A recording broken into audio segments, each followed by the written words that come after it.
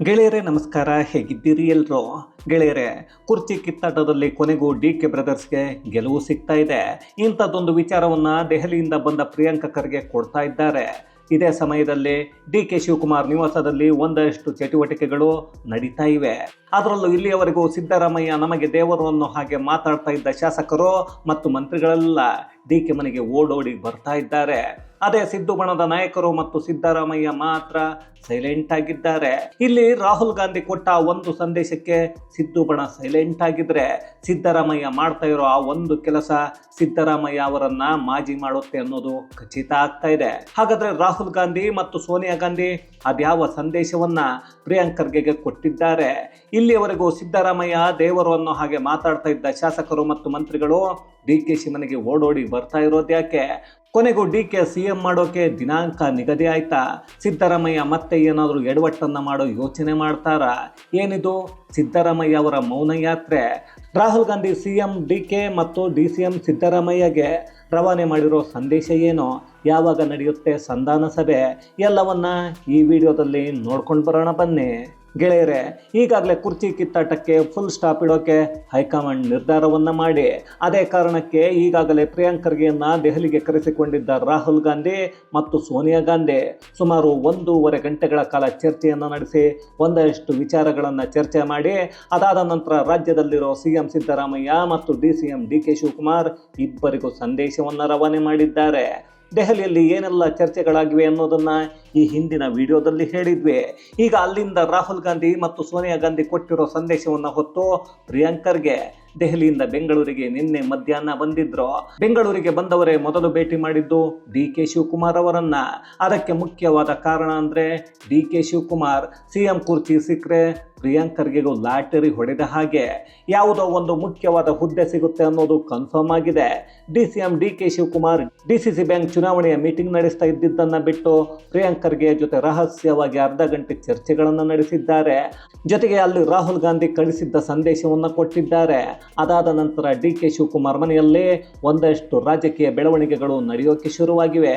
ಇದೇ ಸಮಯದಲ್ಲಿ ಪ್ರಿಯಾಂಕ ಖರ್ಗೆ ಸಿಎಂ ಸಿದ್ದರಾಮಯ್ಯ ಅವರಿಗೂ ಹೈಕಮಾಂಡ್ ಕಳಿಸಿರೋ ಸಂದೇಶವನ್ನು ಕೊಡೋದಕ್ಕೆ ಹೋಗಿದ್ದು ಖನಿಜ ಭವನಕ್ಕೆ. ಅಲ್ಲಿದ್ದ ಸಿಎಂ ಸಿದ್ದರಾಮಯ್ಯ ಒಂದಷ್ಟು ಕಡತಗಳನ್ನು ವಿಲೇವಾರಿ ಮಾಡಿಸ್ತಾ ಇದ್ರು ಅನ್ನೋದು ಗೊತ್ತಾಗ್ತಾ ಇದೆ. ಅಲ್ಲೇ ಹೈಕಮಾಂಡ್ ಕಳಿಸಿದ್ದ ಒಂದಷ್ಟು ಸಂದೇಶವನ್ನ ಪ್ರಿಯಾಂಕ ಖರ್ಗೆ ಕೊಟ್ಟು ಬಂದಿದ್ರು. ಇಲ್ಲಿ ಒಂದನ್ನ ಸರಿಯಾಗಿ ಗಮನ ಇಟ್ಟು ನೋಡಿ. ಪ್ರಿಯಾಂಕ ಖರ್ಗೆ ಹೇಳೋದಕ್ಕೂ ಮೊದಲೇ ಸಿದ್ದರಾಮಯ್ಯ ಅವರಿಗೆ ಒಂದಷ್ಟು ವಿಷಯಗಳು ಗೊತ್ತಾಗಿದ್ವು. ಅದೇ ಕಾರಣಕ್ಕೆ ಕಡತಗಳ ವಿಲೇವಾರಿಯನ್ನ ಮಾಡಿಸ್ತಾ ನಿಂತಿದ್ರು. ಅದಾದ ನಂತರ ಅವರ ಅವಧಿಯ ಎಲ್ಲ ಕಡತಗಳನ್ನ ಎಲ್ಲ ಕಚೇರಿಗಳಲ್ಲೂ ವಿಲೇವಾರಿ ಮಾಡಿಸಿದ್ದಾರೆ ಅನ್ನೋದು ಗೊತ್ತಾಗ್ತಾ ಇದೆ. ಆದ್ರೂ ನಿನ್ನೆಯಿಂದ ಸಿಎಂ ಸಿದ್ದು ಅವರ ಹೇಳಿಕೆಗಳು ತುಂಬಾ ಮೃದುವಾಗಿ ಕಾಣಿಸ್ತಾ ಇವೆ. ಅದರಲ್ಲೂ ಸಿದ್ದರಾಮಯ್ಯ ಹೈಕಮಾಂಡ್ ಹೇಳಿದ್ರೆ ಸಿಎಂ ಕುರ್ಚಿಯನ್ನ ಬಿಟ್ಟು ಕೊಡ್ತೀನಿ ಅನ್ನೋದನ್ನ ಹೇಳ್ತಾ ಇದ್ದಾರೆ. ಅಲ್ಲಿಗೆ ಅರ್ಥ ನನಗೆ ಕುರ್ಚಿ ಬಿಡೋಕೆ ಆಸೆ ಇಲ್ಲ, ಆದ್ರೂ ಬಿಡ್ತಾ ಇದ್ದೀನಿ ಅನ್ನೋ ಸಂದೇಶವನ್ನ ಸಿದ್ದು ಯಾವುದೋ ಒಂದು ವರ್ಗಕ್ಕೆ ರವಾನೆ ಮಾಡ್ತಾ ಇದ್ದಾರೆ ಅನ್ನೋದು ಗೊತ್ತಾಗತ್ತೆ. ಇಲ್ಲಿ ಮುಂದೆ ಏನಾದರೂ ಆದರೆ ನನಗೆ ಸಿಎಂ ಕುರ್ಚಿಯನ್ನು ಬಿಡೋಕೆ ಇಷ್ಟ ಇರಲಿಲ್ಲ, ನಾನು ಇನ್ನೂ ಒಳ್ಳೆ ಆಡಳಿತವನ್ನು ಕೊಡಬೇಕಾಗಿತ್ತು, ಆದರೂ ಹೈಕಮಾಂಡ್ ಕಿತ್ಕೊಂಡಿದೆ ಅನ್ನೋ ಹಾಗೆ ತೋರಿಸೋಕೆ ಆಗತ್ತೆ ಅನ್ನೋದು ಸಿದ್ದು ಯೋಚನೆ. ಅದರ ಮೂಲಕವೇ ದಲಿತ ಮತ್ತು ಅಹಿಂದ ವರ್ಗಕ್ಕೆ ತಿಳಿಸೋ ಪ್ರಯತ್ನವನ್ನ ಮಾಡಿದ್ರು. ಆದರೆ ಇದೆಲ್ಲವನ್ನ ಸುಮಾರು 2.5 ವರ್ಷದಿಂದ ನೋಡಿಕೊಂಡೇ ಬಂದಿದ್ದ ಕಾಂಗ್ರೆಸ್ ಹೈಕಮಾಂಡ್ ಈಗ ಸಿದ್ದರಾಮಯ್ಯ ಅವರನ್ನ ಅವರದ್ದೇ ಅಹಿಂದ ಮತ್ತು ದಲಿತ ಅನ್ನೋ ಅಸ್ತ್ರವನ್ನೇ ಬಳಸಿಕೊಂಡು ಕಟ್ಟಿ ಹಾಕೋಕೆ ನಿಂತಿದೆ. ಅದಕ್ಕೆ ಈಗ ಲಿಸ್ಟ್ನಲ್ಲಿ ಇಲ್ಲದ ಪ್ರಿಯಾಂಕ ಖರ್ಗೆ ಅವರನ್ನ ಅಖಾಡಕ್ಕೆ ಇಳಿಸಿದೆ. ಅದರಲ್ಲೂ ಮಲ್ಲಿಕಾರ್ಜುನ್ ಖರ್ಗೆ ತಮ್ಮ ಪುತ್ರನಿಗೆ ಯಾವುದೋ ಒಂದು ಪದವಿಯನ್ನ ಪಕ್ಷ ಕೊಡಬೇಕು ಅಂತ ಕಷ್ಟವನ್ನ ಪಡ್ತಾ ಇದ್ದಾರೆ. ಈಗ ಅದು ಬಯಸದೆ ಬಂದ ಭಾಗ್ಯದ ಹಾಗೆ ಬಂದುಬಿಟ್ಟಿದೆ. ಅದ್ಯಾವ ಸಂದೇಶವನ್ನ ಡಿ.ಕೆಗೆ ಕೊಟ್ಟರೋ ಗೊತ್ತಿಲ್ಲ. ಆದರೆ ಪ್ರಿಯಾಂಕ ಖರ್ಗೆ ಮಾಧ್ಯಮಗಳ ಮುಂದೆ ಹೇಳಿದ್ದು ಮಾತ್ರ ಡಿ.ಸಿ.ಎಂಗೆ ಸದ್ಯದಲ್ಲೇ ಒಳ್ಳೆಯ ಸುದ್ದಿ ಬರುತ್ತೆ ಅಂತ.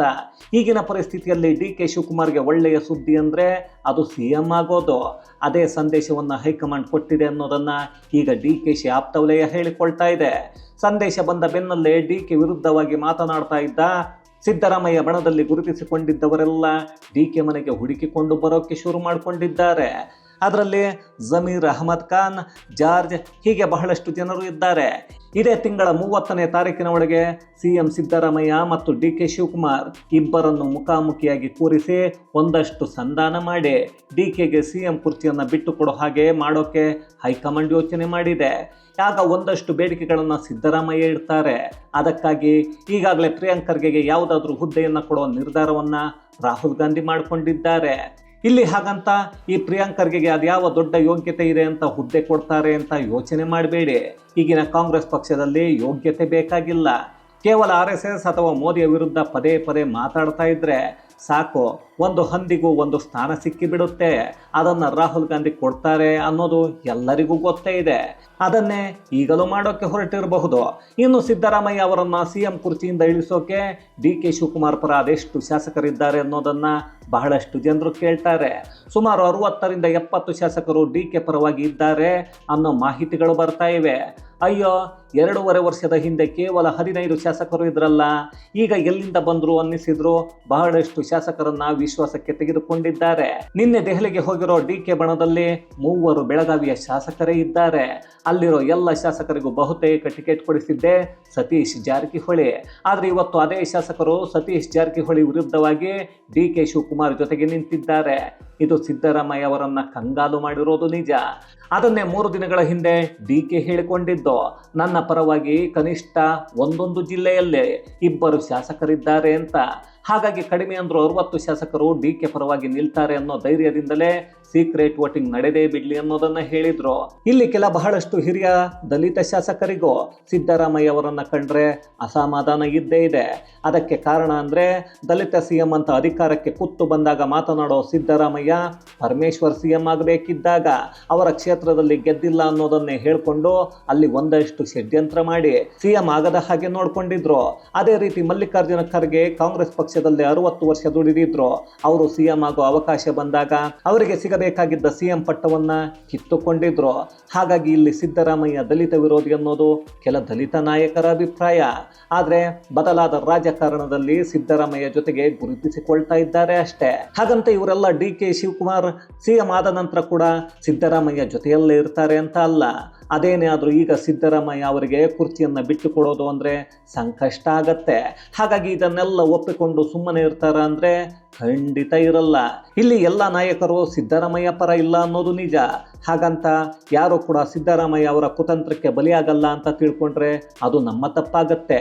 ಈಗಲೂ ಡಿ.ಕೆ. ಶಿವಕುಮಾರ್ ಸಿಎಂ ಆದರೆ ಸುಮಾರು 25 ಶಾಸಕರು ರಾಜೀನಾಮೆಯನ್ನು ಕೊಡ್ತಾರೆ ಅನ್ನೋ ಒಂದಷ್ಟು ಸುದ್ದಿಗಳು ಹರಿದಾಡೋಕ್ಕೆ ಶುರುವಾಗಿವೆ. ಅದು ನಿಜ ಕೂಡ. ಅದೇ ಸಿಎಂ ಸಿದ್ದರಾಮಯ್ಯ ಶಾಸಕ ಸ್ಥಾನಕ್ಕೆ ರಾಜೀನಾಮೆಯನ್ನು ಕೊಡ್ತಾರಾ ಅಂದರೆ ಖಂಡಿತ ಕೊಡಲ್ಲ. ಈ ಸಿದ್ದರಾಮಯ್ಯ ಅವರನ್ನು ನಂಬಿಕೊಂಡು ಯಾರಾದರೂ ಅವರ ಹಿಂದೆ ಹೋದರೆ ಅವರ ಗುಂಡಿಗಳನ್ನು ಅವರೇ ತೆಗೆದುಕೊಂಡು ಮುಚ್ಚಿಕೊಂಡ ಹಾಗೆ ಆಗತ್ತೆ ಅಷ್ಟೇ. ಅಪ್ಪಿ ತಪ್ಪಿ ಹಾಗೇನಾದರೂ 25 ಶಾಸಕರು ರಾಜೀನಾಮೆಯನ್ನು ಕೊಟ್ಟರು ಸರ್ಕಾರ ಬಿದ್ದು ಹೋಗುತ್ತೆ ಅನ್ನೋದು ನಿಜ.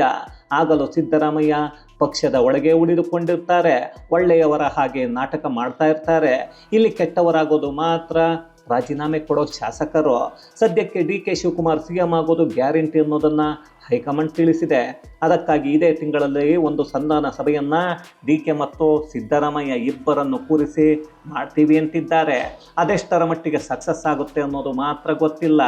ಅದೇನೋಪ್ಪ, ಈ ಕಾಂಗ್ರೆಸ್ ಹೈಕಮಾಂಡ್ ಒಂದು ಸಂಧಾನ ಸಭೆಯನ್ನು ನಡೆಸಿದರೆ ಎಲ್ಲವೂ ಸರಿಯಾಗುತ್ತೆ ಅಂತ ಅಂದುಕೊಂಡಿದ್ರೆ ಅದು ಅವರ ಭ್ರಮೆ. ಯಾಕಂದರೆ ಸಿದ್ದರಾಮಯ್ಯ ರಾಜಕೀಯ ಇತಿಹಾಸವನ್ನು ತೆಗೆದು ನೋಡಿದರೆ ಮಾಡಿರೋದೆಲ್ಲ ಅಧಿಕಾರಕ್ಕಾಗಿ. JDS ಪಕ್ಷವನ್ನು ಬಿಟ್ಟಿದ್ದು ಅಧಿಕಾರಕ್ಕಾಗಿ. ಅವರಿಗೆ ರಾಜಕೀಯದ ಪಟ್ಟನ್ನು ಕಲಿಸಿದ ದೇವೇಗೌಡರನ್ನು ಮೂಲೆ ಗುಂಪು ಮಾಡಿ ಬಾಯಿಗೆ ಬಂದ ಹಾಗೆ ಮಾತಾಡ್ತಾ ಇರೋದು ಅಧಿಕಾರಕ್ಕಾಗಿ. ಕಾಂಗ್ರೆಸ್ ಪಕ್ಷಕ್ಕೆ ಬಂದಿದ್ದು ಅಧಿಕಾರಕ್ಕಾಗಿ. ಅದೇ ಕಾಂಗ್ರೆಸ್ ಪಕ್ಷಕ್ಕೆ ಬರೋದಕ್ಕೆ ಮೊದಲು ಅಮಿತ್ ಶಾ ಅವರ ಬಳಿಗೆ ಹೋಗಿ BJPಗೆ ಬರ್ತೀನಿ ಅಂತ ಕೇಳಿದ್ದು ಅಧಿಕಾರಕ್ಕಾಗಿ.